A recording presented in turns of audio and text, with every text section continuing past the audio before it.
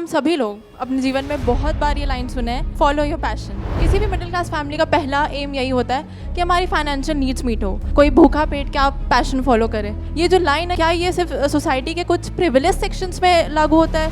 Middle class nightmare है बस एक। जिन लोगों को आप बोलते हो कि they are living a life of individual passion, वो और ज्यादा कंडीशनड जिंदगी जी रहे हैं। बताओ क्यों?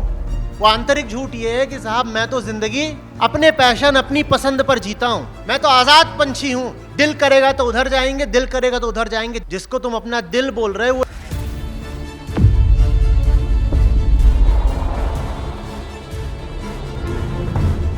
झुक जाना, गिर जाना, लेट जाना, बिक जाना बिल्कुल जरूरी नहीं है। उसके बिना भी एक गरिमापूर्ण जीवन जिया जा सकता है। और हां, भूखे नहीं मरोगे।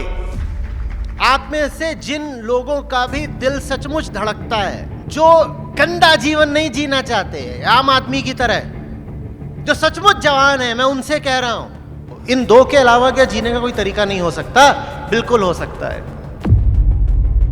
उसी को जीवन कहते हैं, उसी को आजादी कहते हैं, उसी को जवानी कहते हैं। बाकी सब तो गर्भ से ही बूढ़े पैदा होते हैं।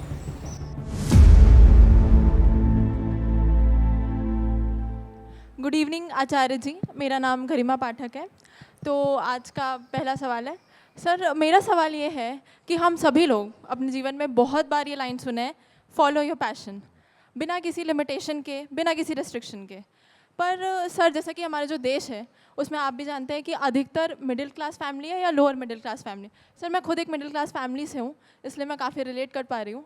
तो सर, ये जो किसी भी मिडिल क्लास फैमिली का पहला एम यही होता है कि हमारी फाइनेंशियल नीड्स मीट हो। सर, वही बात है कि कोई भूखा पेट क्या पैशन फॉलो करे। तो सर, मुझे ये लगता है, ये मेरा ओपिनियन है कि ये जो लाइन है, ये क्या ये सिर्फ सोसाइटी के कुछ प्रिविलेज सेक्शंस में लागू होता है जो फाइनेंशियली अच्छे हैं, कि अगर वो कुछ काम किए, क्योंकि सर इतना कंपटीशन, हम कोई भी काम करें बहुत ज़्यादा चांस है कि हम फेल हो सकते हैं। तो अगर वो काम किया और नहीं चला तो उनके पास तो फाइनेंशियल बैकअप है।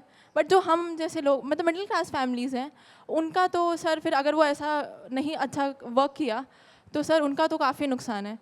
तो सर, मेरा सवाल ये है कि क्या ये लाइन सब पे लागू नहीं होता है कि फॉलो योर पैशन? इसमें दो तीन जुड़े हुए मुद्दे हैं। आवाज़ आ रही है साफ? इसमें दो तीन जुड़े हुए मुद्दे हैं कि पैशन चीज़ क्या है, और दूसरी बात कि अगर हम पैशन को फॉलो करेंगे तो फिर लाइवलीहुड का और सस्टेनेबिलिटी का, जो मध्यम वर्गीय एस्पिरेशंस होती हैं, उनका क्या होगा, और जो हमें सिक्योरिटी चाहिए होती है, माँ बाप का जो, समाज का जो दबाव होता है, उसका क्या होगा। देखिए, आम तौर पर हम दो हिस्से करना चाहते हैं। एक वो जो अपना पैशन फॉलो नहीं करते, और एक वो जो अपना पैशन फॉलो करते हैं। ठीक है ना?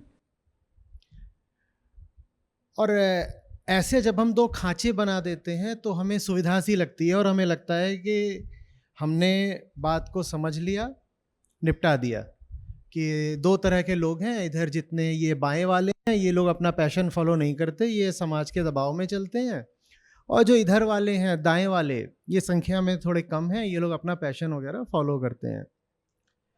ऐसा है नहीं। पैशन माने क्या? ज़्यादातर आप जिसको कहते हो समाज के दबाव में चलना, वो इतना ही है कि समाज आपके बाहर खड़ा था, बिल्कुल स्पष्ट था, प्रत्यक्ष था, दिखाई दे रहा था कि दबाव बाहर से आ रहा है, तो आपको स्वीकारना पड़ा कि हाँ, मैं किसी के दबाव के आगे झुक गई। क्योंकि जो आपके ऊपर प्रेशर या दबाव बना रहा है, आपको धक्का दे रहा है, आपसे कह रहा है नहीं इसी दिशा में जाओ, ऐसी जॉब करो, ऐसी तुम्हारी कैरियर ट्रेजेक्टरी होनी चाहिए, वो एक व्यक्ति है या एक समूह है या एक इंस्टीट्यूशन है जो कि दिखाई दे रहा है कि वो रहा वो इंसान, आपको उसकी शक्ल दिख रही है, आपको उसका नाम दिख रहा है, या वो रहा वो घर, या वो रहा वो डिपार्टमेंट, या वो रहा वो इंस्टीट्यूट, जहां से मेरे ऊपर दबाव आ रहा है। जब बात इतनी इतनी विजिबल होती है, प्रत्यक्ष होती है, तब तो आप कह देते हो कि मैं दबाव में आ गई, मैंने दूसरों के दबाव में आकर के अपने जीवन के निर्णय ले लिए, क्योंकि तब वहां बात अनडिनाएबल हो जाती है। अनडिनाएबल माने कि अब उसको न ठुकरा सकते, न उससे बहस कर सकते, न कोई प्रतिवाद कर सकते। अनडिनाएबल हो गई बात। ये दोनों थे, ये दोनों मुझ पे दबाव बना रहे थे, ये दोनों मुझ पे दबाव बना रहे थे, और मुझे दिख रहा था ये दोनों हैं, ये दो बाहरी जीव हैं, ये दोनों चढ़ बैठे मेरे ऊपर।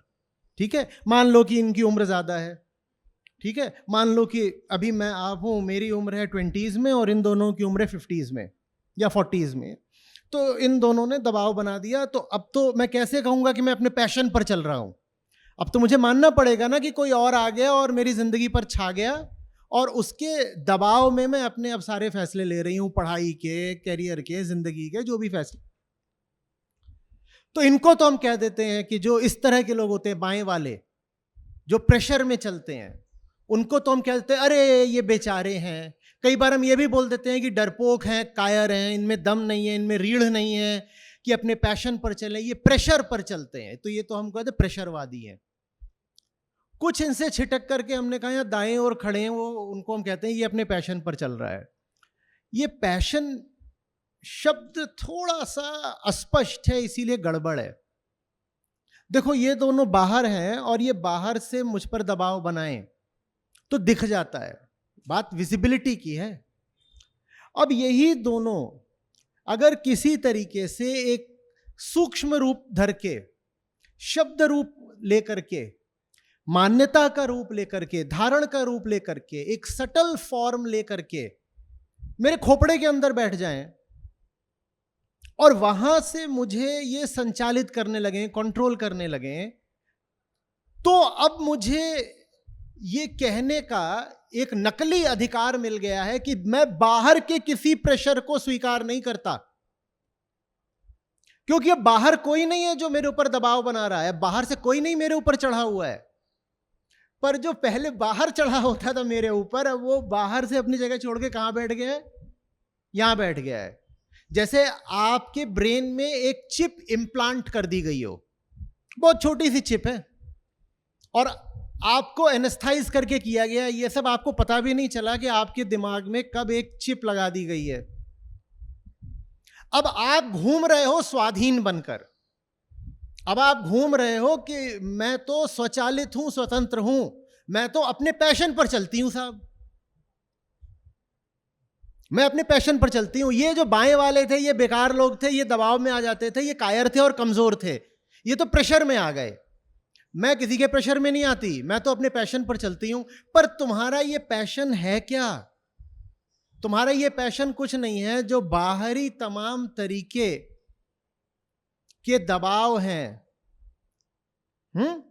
बाहरी संस्कार हैं, बाहरी चाल चलन है, वही तुम्हारे भीतर बनकर बैठ गया है, और उसको तुम अपना पैशन बोल रहे हो, जबकि उसमें तुम्हारा अपना कुछ नहीं है। बड़ा एक सीधा उदाहरण है और बहुत बार लेता हूं और अलग अलग तरीकों से वो उपयोगी हो जाता है। अभी ले लो, पता नहीं कितने लोगों का हिंदुस्तान में पैशन होगा क्रिकेट, पता नहीं कितने लोगों का पैशन होगा क्रिकेट। तुम्हारा यही पैशन होता क्या? अगर तुम अरब में पैदा हुए होते, या चीन में, या जापान में पैदा हुए होते, या अफ्रीका में पैदा हुए होते, आप नाइजीरिया में पैदा हुए हैं, या सऊदी अरेबिया में पैदा हुए हैं, या अर्जेंटीना में पैदा हुए हैं, तो क्रिकेट आपका पैशन होता क्या? पर उतने ही चांसेस हैं जितने ये चांस हैं कि आप यहां छत्तीसगढ़ में हो और आइस हॉकी आपका पैशन है। तो ये भी मत बोलो कि कम चांसेस हैं, कम चांसेस नहीं है, चांस टेंडिंग टू 0। लेकिन आज आप जान देने को तैयार हो जाते हो, मेरा पैशन है क्रिकेट, मेरा पैशन है क्रिकेट। मैं कहीं पढ़ रहा था कि भारत में हर साल कुछ न कुछ मौतें होती हैं क्रिकेट से जुड़े मुद्दों को लेकर।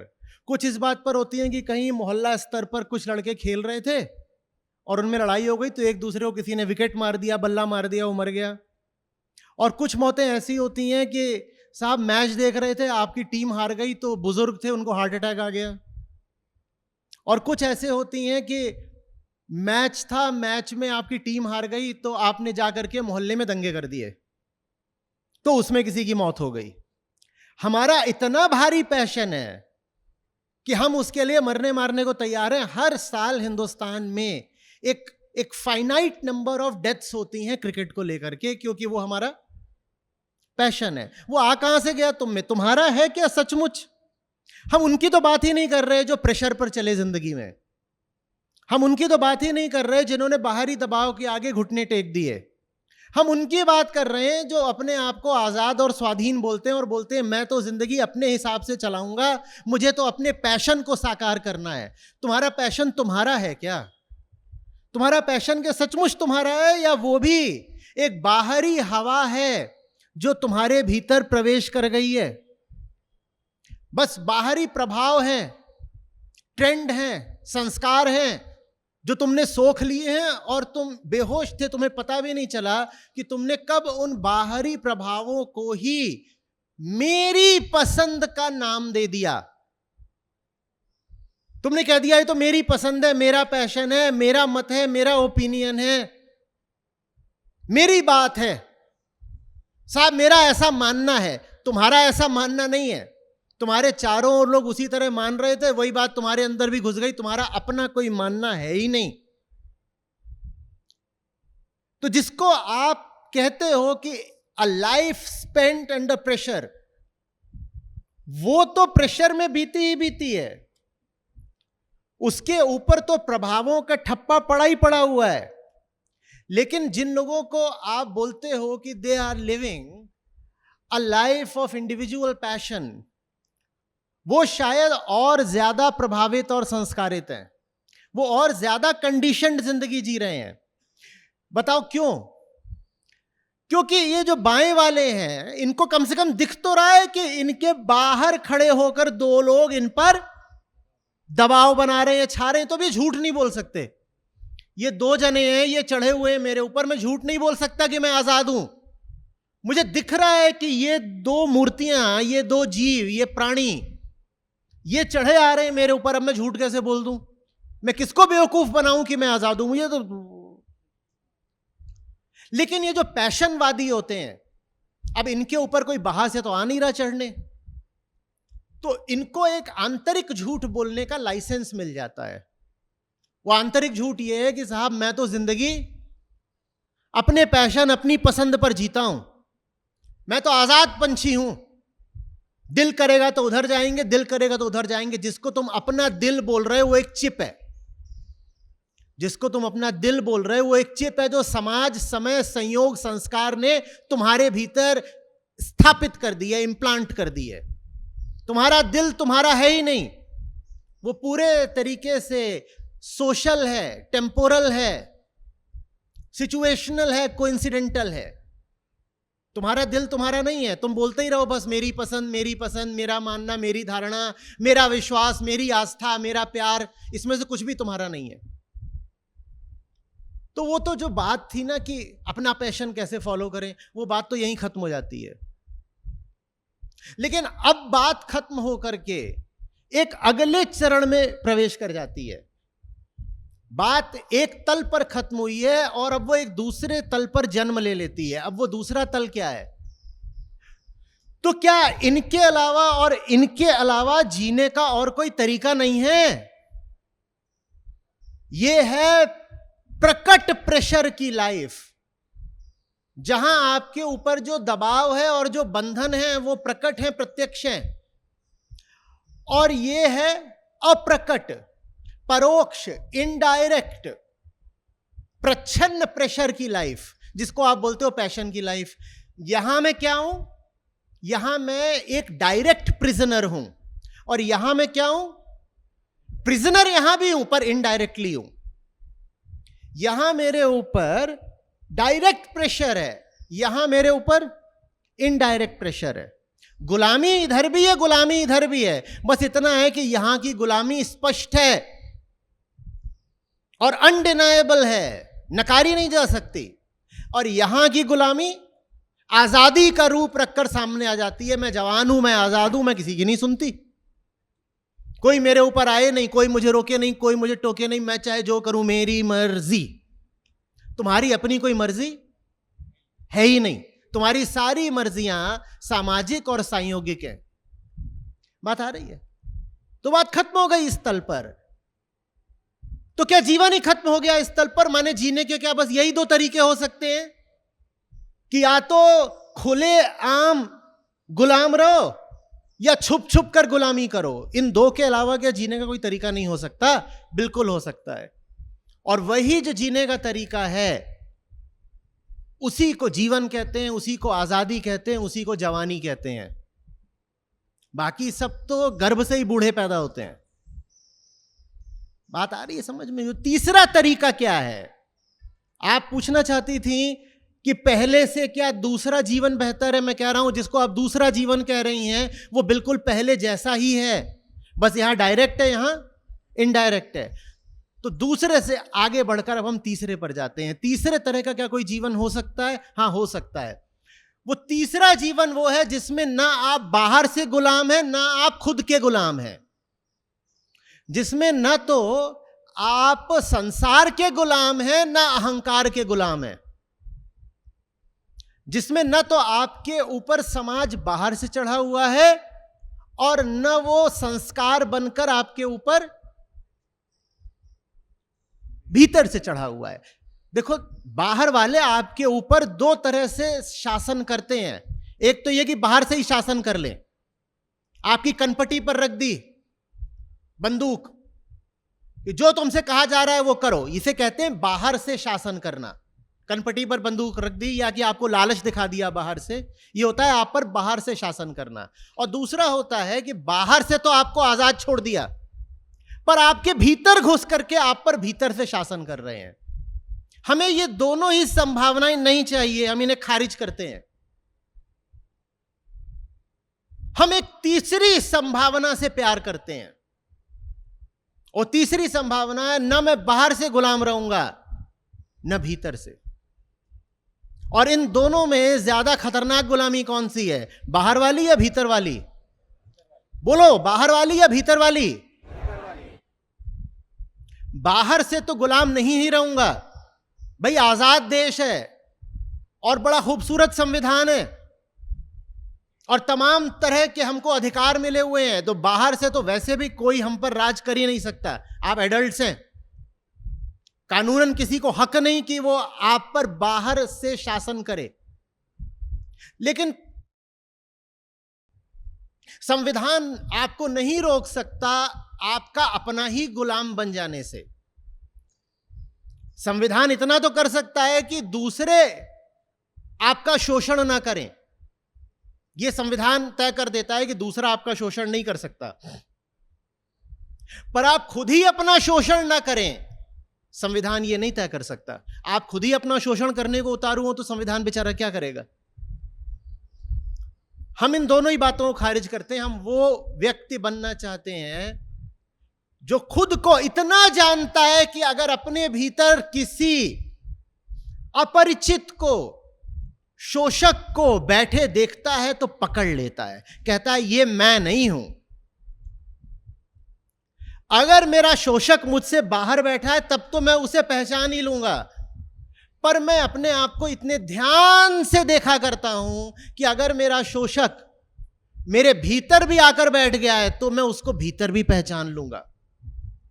मेरी आंखें सिर्फ दुनिया को ही नहीं देखती कि कौन मेरा दुश्मन, कौन मेरा दोस्त, कौन आ रहा है मुझ पर कब्जा करने के लिए। मेरी आंखें सिर्फ दुनिया को ही नहीं देख रही हैं, मेरी आंखें दर्पण भी देख रही हैं। और जब मेरी आंखें दर्पण को देखती हैं तो उसमें वो ये देख लेती हैं कि कहीं मेरा शोषक, मेरा दुश्मन मेरे भीतर ही तो नहीं बैठा हुआ है। और जब आप बाहर और भीतर दोनों तरफ से आजाद हो जाते हो तब आपसे स्वतः स्फूर्त सही कर्म उठता है, फूटता है। अब उसको नियंत्रित नहीं करा जा सकता, रोका नहीं जा सकता। और तब आप ये सवाल पूछना भूल जाते हो कि अब मेरी रोजी रोटी कैसे चलेगी, लाइवलीहुड का क्या होगा। फिर ये सवाल गायब हो जाता है, क्योंकि अब आप वही कर रहे हो जो आपको करना है, कोई विकल्प है ही नहीं। अब ऐसा नहीं है कि मेरे पास 4 जॉब ऑफर्स हैं, मैं इसमें से किसको एक्सेप्ट करूं। अब सॉफ्टवेयर में चली जाऊं कि एमबीए करने चली जाऊं कि पापा के बिजनेस में चली जाऊं, अब ये सब कुछ नहीं है। अब भीतर स्पष्टता इतनी है, आईने को हमने इतने अनुशासन के साथ देखा है और इतनी ईमानदारी के साथ कि 5-10 तरह के विकल्प हमें उठते ही नहीं। अब क्लैरिटी है, निर्विकल्पता है, चॉइसलेसनेस है। एक काम है और वो होकर रहेगा। क्या वो काम करते समय हमने ये पहले से तय करा था, गणना करी थी, कैलकुलेट करा था कि इसमें पैसे कितने मिलेंगे, करियर सक्सेस कितनी मिलेगी? नहीं करा था। तो इसका क्या मतलब है कि सही काम करने में करियर खराब हो जाएगा, भूखे मरोगे, गरीब जियोगे? नहीं, बिल्कुल भी नहीं। क्योंकि जो सही काम होता है उसके साथ 2 चीजें जुड़ जाती हैं। पहला, उसमें आप प्राण से उतरते हो तो एक्सीलेंस उसमें आती ही आती है, क्योंकि अब वो काम आत्मिक है, वास्तव में आपका अपना है। और दूसरी बात, चूंकि वो काम अब स्वार्थ केंद्रित नहीं, आत्मिक तो है, आत्मिक तो है, पर स्वार्थ से नहीं आ रहा है, तो इसीलिए उसकी एक जनरल वैल्यू भी होती है, उसकी एक सोशल वैल्यू भी होती है। कोई काम आप सिर्फ अपने लिए करो तो उसके लिए कोई आपको पैसे क्यों देगा? मैं ये पानी पी रहा हूं, ये कर्म था, इस कर्म के आप मुझे पैसे नहीं देंगे क्योंकि ये काम मैंने सिर्फ अपने लिए करा है। पर जो काम पूरे तरीके से आंतरिक आजादी के साथ करा जाता है वो दूसरों के भी काम आता है और दूसरों को आजादी का संदेश दे जाता है, तो उसके लिए दूसरे आपको इतना पैसा सहर्ष दे देंगे कि आपकी जिंदगी मजे में चलती रहे, आपको पैसों की कमी नहीं पड़ेगी। और मैं आपको यह आश्वासन नहीं दे रहा हूं कि आप करोड़पति हो जाएंगे, पर फिर जो आत्मिक जीवन जीता है, करोड़पति होना उसका मंसूबा होता भी नहीं है। ऐसा नहीं कि करोड़पति हो नहीं सकता, पर लक्ष्य बनाकर करोड़पति नहीं होता। वो हो गया तो हो गया, नहीं हुआ तो नहीं हुआ। हां, एक चीज पक्की है, भूखे नहीं मरोगे। जो सही जिंदगी जी रहा है, the truthful life, the authentic life, वो इस डर के पार निकल जाता है कि उसको रोटी के लाले पड़ जाएंगे, और रोटी के लाले उसको कभी पड़ते भी नहीं है। तो ये जो मिडिल क्लास फियर आपके भीतर बैठाया जाता है ना, कि अरे तू क्या करेगी, बेरोजगार रह जाएगी, दुनिया में सबसे पीछे रह जाएगी, खाने पहनने को भी नहीं होगा तेरे पास, ये झूठी बात है। और इसी झूठी बात को न मानने को श्रद्धा कहते हैं। श्रद्धा का मतलब ही यही होता है कि अगर सही और सच्चा जीवन जी रही हूं तो भूखी नहीं मरने वाली। क्या होगा, कैसे होगा, हमें पता नहीं, पर कुछ हो जाएगा। पैदा हुए हैं तो प्रकृति ने यह शर्त थोड़ी रखी थी कि पैदा हुए हो तो नकली जिंदगी जियोगे तभी जी पाओगे। पैदा हुए हैं, सच्ची जिंदगी जिएंगे, कुछ ना कुछ इंतजाम हो जाएगा, जैसे पैदा हुए थे वैसे ही जी भी लेंगे। और अगर नकली जिंदगी जीकर ही जीवन काटा जा सकता है तो इसका मतलब यह है कि जन्म लेने की शर्त ही यही है कि गुलामी में जियो और नकली होकर के जियो, नहीं तो जियो ही मत। ऐसी कोई शर्त हो नहीं सकती, है भी तो हम मानने से इनकार करते हैं।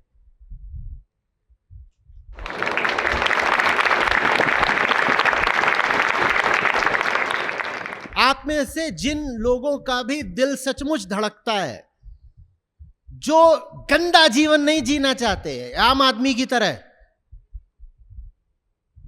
जो बस पेट और परिवार पालने के लिए अपने आप को बेच नहीं देना चाहते,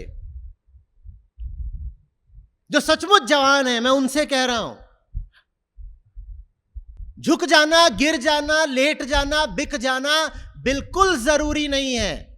उसके बिना भी एक गरिमापूर्ण जीवन जिया जा सकता है। और हां, भूखे नहीं मरोगे, यकीन करो, भूखे नहीं मरोगे।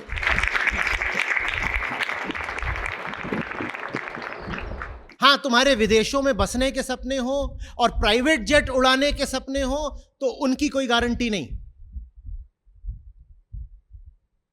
पर एक अच्छा, शांत, सुंदर और गरिमापूर्ण जीवन, डिग्निफाइड लाइफ बिल्कुल जी सकते हो बिना बेईमानी करे। बिल्कुल जी सकते हो, बिना झुके, बिना घुटनों पर आए, बिना अपनी बोली लगवाए। ये डर भीतर से एकदम निकाल दो कि जीने के लिए बिकना जरूरी है। बिल्कुल भी नहीं है, बिल्कुल भी नहीं। बड़े बड़े खरीदार खड़े हो तो भी मत बिकना, और बड़े बड़े बाहुबली खड़े हो तो भी मत झुकना, एकदम जरूरी नहीं है। कुछ नहीं बिगड़ेगा तुम्हारा, बल्कि शान से जियोगे, मौज में जियोगे। और यह भी हो सकता है कि ये जो बिके हुए लोग हैं, जो पैसे के लिए और सुरक्षा के लिए बिके हैं, पता चले कि किसी बिंदु पर तुम्हारे पास पैसे भी इनसे ज्यादा ही निकले। यह भी हो सकता है।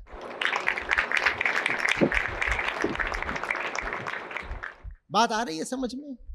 मिडिल क्लास नाइटमेयर है बस एक मिडिल क्लास वहम है कि जो बंधे बंधाए सुरक्षित रास्ते हैं उसी पर चलो। खासकर अगर लड़की हो तब तो हाईवे को बिल्कुल मत छोड़ना, किन्हीं पगडंडियों पे मत उतरना। लड़की उड़की कुछ नहीं हो, इंसान हो, पहले अपनी जिंदगी देखो। बात आ रही है समझ में? मस्त जियोगे, खुलकर जियोगे, और जितनी जरूरतें हैं, वाजिब जरूरतें, सही जरूरतें, उन सही जरूरतों के लिए पर्याप्त पैसा भी रहेगा। बिकना मत, डरना मत, ठीक है?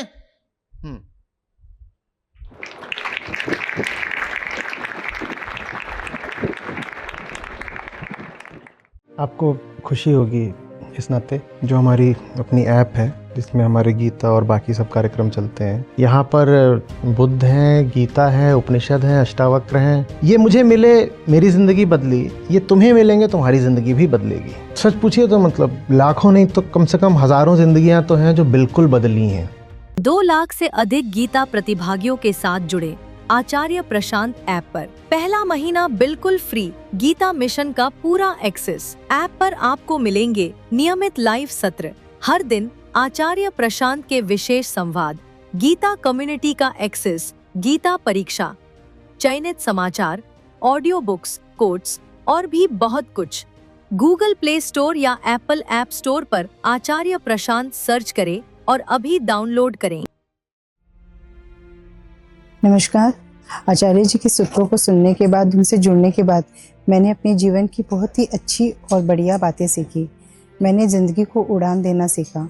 जब मैं अकेले ट्रैवल करने से डरती थी, आचार्य जी के सत्रों को सुनने के बाद मैं पूरी इंडिया में जहाँ मुझे जाने का मन करता है, मैं अकेले ट्रैवल करती हूँ। दिन हो या रात, मैं डरती नहीं। ये हिम्मत मेरे अंदर सिर्फ आचार्य जी की वजह से आई है।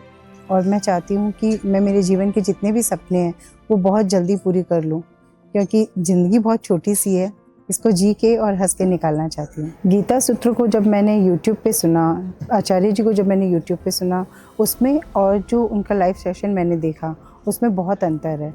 उससे हम लोग को ये शिक्षा मिली कि हमें ये सुनना चाहिए, ये हमारे लिए बहुत सही है। और ये हमें प्रेरणा देता है कि जीवन को ऐसे ही व्यर्थ नहीं गंवाना चाहिए।